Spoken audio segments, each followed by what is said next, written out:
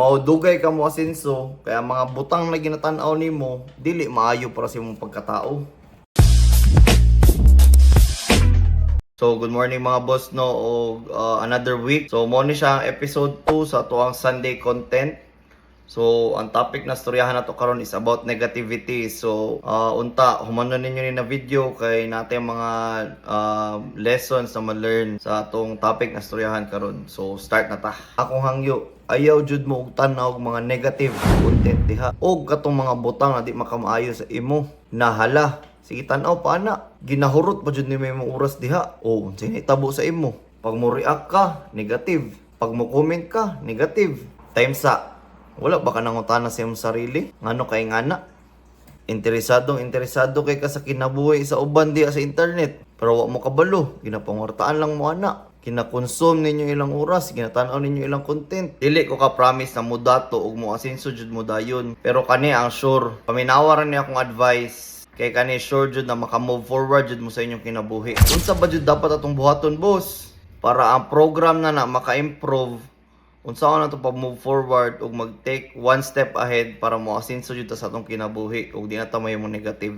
Okay, sige, number 1, mo na ni ang secret. Mo na inyong i-practice for 21 days lang mga boss, 21. Kaya in 21 days, ma-program na to atong utok, magbuhat siya behavior o habit na mahimo na siyang routine kung kani inyong sundo na program consistently. Okay, usbo na ko ha, consistently. Adlaw-adlaw, himuon na to ni siya for 21 days. So, dili na ta mo tan-aw og mga negative na content. Unsa-unsa man na sila. Kinabuhi sa lain tao.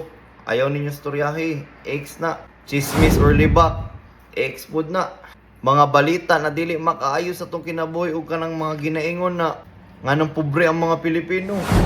X na. Wala na. Samot na kanang pandaot sa kapwa tao. Hawaan jud na ninyo. Di gina maayo. 21 days consistently lang i-practice na ninyo. Anything na dili makamaayo sa inyo ug sa inyong kinabuhi, scroll down na ninyo siya. Total sa Facebook, mag-scroll lang mo to, pati sa TikTok, unsa man social media platforms dira. Watch mo og contents that actually are helpful. Kung unsay mga ikalipay ninyo diha ng mga content mo na inyong tan-awa. Positive vibes lang. So unsa-unsa man yung mga example ng mga positive content. Number 1, food vlogs. Di ba, malipay makita mo, makita tag mga lamit kay na pagkaon. Gutom dayon, gusto din mo kaon. Number 2, comedy, okay na siya.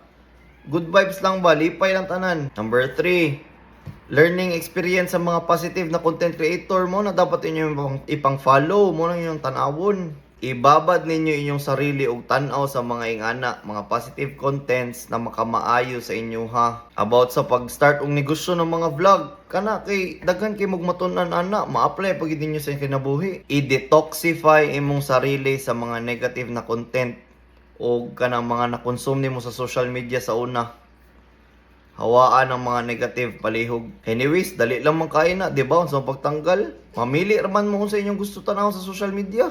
Pilian ang mga content na maka-add og knowledge og experience na imuha og ma-apply nimo in real life. 21 days lang bitaw mga boss, di ba? Kaya man na to na. In 21 days mga boss, I promise you, dako kayog improvement na sa imong self og sa imong life. Dili man na to na ma-erase ang old programming sa tong self. Pero what we can actually do is to redivert the program. I-redivert na to atong focus. So, mahitabuan na pag na-redivert atong focus, ma-focus na to sa mga positive na mga butang. Ug finally, mas nindot na gid atong pananaw sa kinabuhi ana. Kaya atong mindset positive naman. So, law of attraction ba? Kung maghuna-huna kag positive,